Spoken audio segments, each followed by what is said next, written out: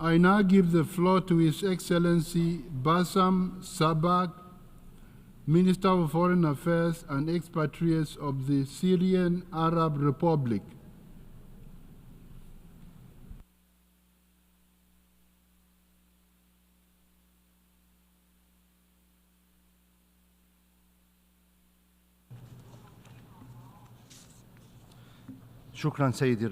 Thank you, Mr. President. I congratulate you on your election as President of the General Assembly at its current session, and I thank your predecessor, His Excellency Dennis Francis, for presiding over the previous session. I also thank the Secretary General for the efforts exerted to fulfill his mandate under the United Nations Charter. Mr. President, ladies and gentlemen, as this session of the General Assembly is taking place, tensions internationally have reached a boiling point, and efforts to maintain international peace and security are confronted with real challenges and threats. Clashes are intensifying, crises are multiplying, conflicts are escalating, chaos is spreading, terrorism is gaining ground, the global economy is faltering, poverty rates are rising, climate change is accelerating, and development indicators are lagging. These are the unfortunate results of 8 decades of multilateral action that have followed the establishment of the United Nations. While we previously sought to promote preventive diplomacy and the peaceful settlement of disputes, we are witnessing today more direct wars and proxy wars waged using terrorist tools. And instead of harnessing scientific advancement for the benefit and well-being of all people, we are witnessing disgraceful use of modern technologies as deadly tools to sow death and destruction.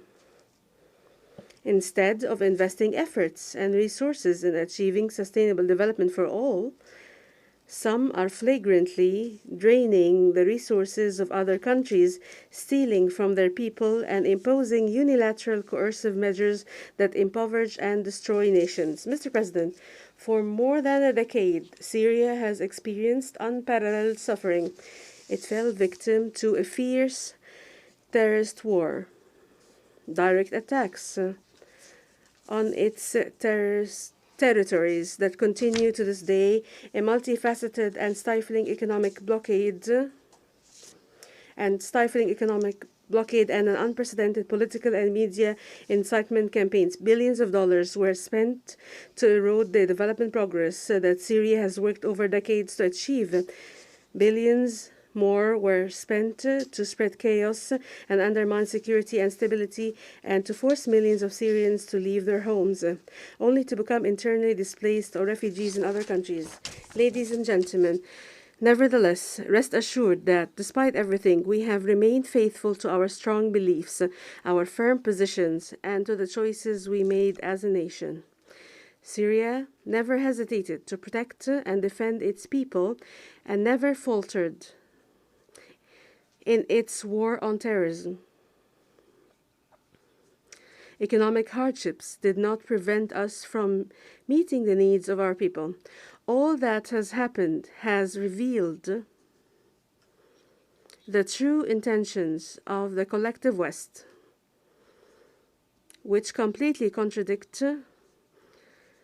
with the principles and purposes that form the pillars and foundation and function of this international organization. Mr. President, the ongoing Israeli occupation of Arab territory since 1967, including the Syrian Arab Golan, and the genocide, war crimes, and crimes against humanity it commits are a glaring example of the failure of this organization, and namely the Security Council, to end this expansionist and racist occupation and the ongoing aggression. It is a damning proof that the United States has prevented the Council from fulfilling its responsibility to confront threats to international peace and security. Since the 7th of October 2023, the Israeli occupation has continued to commit bloody and terrorist crimes, adding another chapter to its 7-decade-long criminal record. Over the past months, the occupying forces and settler gangs have been carrying out a savage aggression on the Palestinian people and committing a genocide before the eyes of the whole world, which has claimed the lives of more than 42,000 Palestinians, most of whom are children and women. The Syrian Arab Republic strongly condemns the Israeli aggression against the Palestinian people and renew its solidarity with the legitimate struggle to liberate their occupied land and establish their independent state on their entire national territory, with Jerusalem as its capital, while ensuring the right of the Palestinian refugees to return to their homeland in line with international law and relevant UN resolutions. Syria also condemns all attempts to liquidate UNRWA and suspend the services it provides to Palestinians on their land and in neighboring countries. We stress the need to hold Israel accountable for its direct targeting of more than 200 personnel working for UNRWA and other UN and humanitarian agencies. In an attempt to cover the failure of its war against the Palestinian people and to escape its internal crisis, the Israeli occupying forces implicate others in their internal crises and distract from the failed war against the Palestinian people. Hence, they have chosen to drag the region into a serious escalation while benefiting from the immunity, impunity, and unlimited support provided by certain countries, in particular the US, in a clear case of hypocrisy and double standards. Israeli forces have scaled up their attacks on countries in the region, including my country, Syria, targeting vital civilian facilities, residential buildings, and even diplomatic premises, resulting in the death of dozens of civilians, significant material damage, and hindering the delivery of humanitarian aid to Syrians. On the 27th of July 2024, Israeli occupying forces committed another heinous crime against our people in the occupied Syrian Golan when they targeted the Syrian town of Majd al-Shams, claiming the lives of 12 Syrian children. The criminal Israeli forces went even further, blaming others for this tragedy and exploiting the death of innocent Syrians for propaganda purposes. The open Israeli aggression has also extended to our brotherly Lebanon. 2 weeks ago, the Israeli occupation authorities committed an unprecedented crime against the Lebanese by using the means of communication as a tool to kill unarmed civilians in a collective manner. A few days ago, the Israeli occupation authorities targeted the southern suburb of Beirut with a treacherous and cowardly aggression, destroying an entire residential block using tons of explosive bombs to assassinate Hezbollah Secretary General Sayyid Hassan Nasrallah, who for more than 3 decades led an honorable Lebanese national resistance against the Israeli occupation. This large-scale Israeli aggression, which is unfettered by any restrictions and limitations, is pushing the region to the brink of a dangerous escalation and confrontation whose consequences cannot be predicted and causing disastrous effects on peace and security, not only in our region, but also beyond it. The Syrian Arab Republic calls on all member states of the United Nations to work towards ending the Israeli aggression against Palestine, Syria, and Lebanon, and hold the occupation authorities accountable for their crimes, as well as prevent impunity. The Syrian Arab Republic reiterates that the Golan is an occupied Syrian territory and that its inhabitants are Syrian Arab citizens who are and will always be an integral part of the people of Syria. They have struggled over decades against the occupation. Syria stresses that regaining the full Syrian occupied Golan line with UN Resolution 242, 338, and 497 is an inalienable right and shall never be subject to compromise and will never be affected by the passage of time or be subject to the statute of limitation.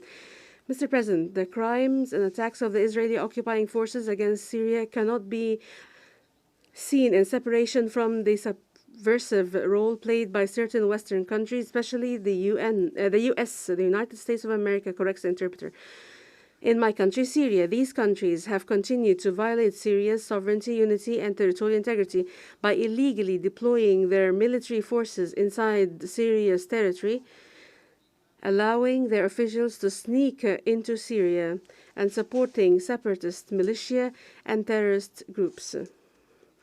These countries have also worked to exacerbate the humanitarian situation of the Syrian people by depriving them of the benefit of their resources as a result of their systematic looting of Syria's national riches, as well, and by imposing inhumane, unilateral, coercive measures whose disastrous effects have affected all aspects of the daily lives of Syrians. These measures targeted various vital sectors, most notably the public health sector, energy sector, banks, financial transactions and transfers, transport, as well as the agriculture sector that has been affected by these measures that has led to reduced levels of food security. All the unfounded allegations made by Western countries to justify such illegal measures and to deny or downplay their catastrophic impacts have been laid bare in multiple recent UN reports. In this regard, my country reiterates its call for the immediate, full, and unconditional lifting of unilateral coercive measures as they amount to a collective punishment of the people and a form of economic terrorism and a flagrant violation of the UN Charter and international law. Mr. President, since the beginning of the terrorist war on my country, Syria, the Syrian government has responsibly and constructively engaged with all initiatives aimed at preserving Syria's sovereignty, unity, and territorial integrity, protecting its people from terrorism, improving the living conditions of Syrians. Many measures have been taken to that end, which can be summed up as follows. 1. Mobilizing all efforts to eradicate terrorist groups that are enlisted by the Security Council and putting an end to their dark thinking, extremist ideology, practices based on killing, torture, enforced disappearance, restriction of freedom, recruitment of children, discrimination, and violence against women and girls.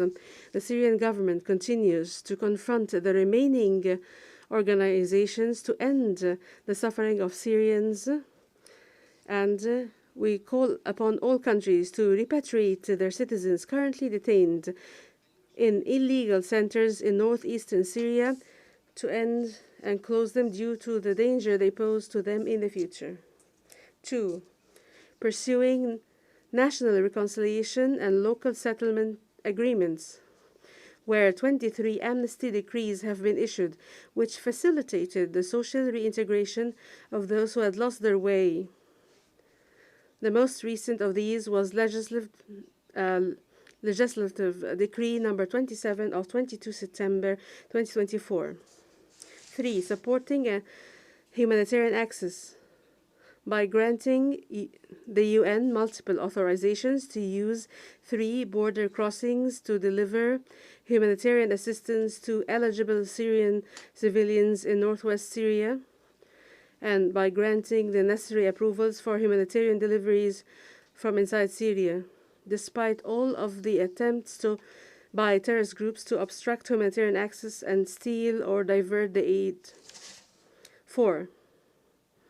Continuing the efforts of the Syrian state institutions to enhance their role and increase their efficiency by holding on time all constitutionally mandated entitlements and following up on the process of economic and administrative development and reform, and moving forward with efforts to modernize legislative structures, including those related to strengthening the rule of law, developing media work, social protection programs, and empowering women, protecting the rights of children and persons with disability, as well as implementing the strategic plan for gender equality and developing legislation regulating conscription. 5. Sparing no effort to support the dignified return of refugees and displaced people to their areas. An agreement was reached with the Office of UNHCR on several measures which are being implemented accurately. Discussions are also underway with a number of neighboring countries to launch innovative projects that allow the provision, which would be a model to assist and facilitate the return and accelerate it. 6. Openly engaging with all the efforts and initiatives made at the political level, including we have been taking part in the Astana meetings, which have achieved concrete results. The Syrian government is also in constant contact with the UN Special Envoy for Syria and is cooperating with him in line with his mandated role as a facilitator of a Syrian-led and Syrian-owned political process. 7. Committing to dialogue and diplomacy as a basis to a course for correcting relations with other countries. The Syrian government has positively engaged with the various initiatives put forward in this regard, in line with our firm belief that the interests of countries must be built on sound relations based on specific principles and clear grounds to achieve the desired objectives. In particular, mutual respect for state sovereignty and territorial unity, joint action to address threats to security and stability, and pursuing common interests without interfering in internal affairs. Ladies and gentlemen, as Syria is healing from the wounds of what it's been exposed and subjected to, it looks to the future with a sense of hope and optimism. However, the success of its efforts necessarily requires the collective West to stop politicizing humanitarian work and linking it to political conditionality. Donors need to fulfill their pledges in humanitarian funding and provide sustainable solutions for livelihoods and supporting resilience, including by working to strengthen early recovery projects and increase and the immediate, complete, and unconditional lifting of unilateral coercive measures. Mr. President, Syria reiterates its demand for a Middle East zone free of weapons of mass destruction, in particular nuclear weapons, and to compel Israel to eliminate its arsenal of weapons of mass destruction, join relevant international treaties and conventions, and place its installations under international monitoring. Syria expresses its support and solidarity with Arab countries, especially those facing challenging circumstances resulting from foreign interference, natural events, or climate change. Syria reiterates its support to the right of the Russian Federation to defend itself and to maintain its national security in response to the West's hostile policies and in rejection of the logic of hegemony and unipolarism. Syria also condemns the attempts to confiscate Russian financial assets. Syria expresses once again its full support to the Islamic Republic of Iran and its legitimate right to defend its national security and the peaceful use of nuclear energy, and we commend Iran's constructive and responsible approach in this regard. Syria renews its support to the One China principle and the stances of the People's Republic of China as it faces external attempts to interfere in its internal affairs and deems it necessary to defend its sovereignty and confront defend its sovereignty.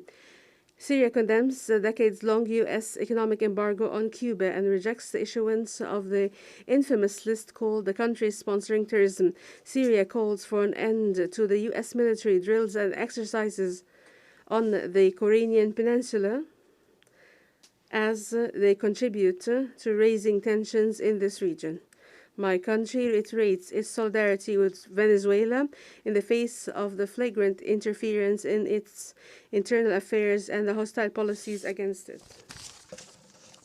Syria calls for the immediate lifting of all unilateral coercive measures imposed by Western countries on Russia, Iran, Venezuela, Belarus, Cuba, Nicaragua, and the DPRK, and Eritrea and others, as well as on my country, Syria. Mr. President, in conclusion, I would like to call on the countries of the world to summon the courage and make the right choice to guarantee a better present and future for present and future generations, and save humanity from the scourge of all-out wars looming on the horizon by supporting the establishment of a more just and balanced through the reform of political and financial institutions to end the state of hegemony and unipolarity and better attempts to undermine the Charter of the UN and replace it with a so-called rules-based order. The Syrian Arab Republic, while looking forward to the current session of the General Assembly under your leadership to be able to fulfill the promise of its theme. We stress that success in translating this theme into a practical reality requires abandoning the policies of hegemony, exclusion, blockade, and collective punishment of peoples, and adhering to the Charter of Organization and respecting international law, multilateral diplomacy, and granting developing countries equal opportunities to advance their societies and achieve well-being, prosperity, and sustainable development for their peoples. I thank you, Mr. President.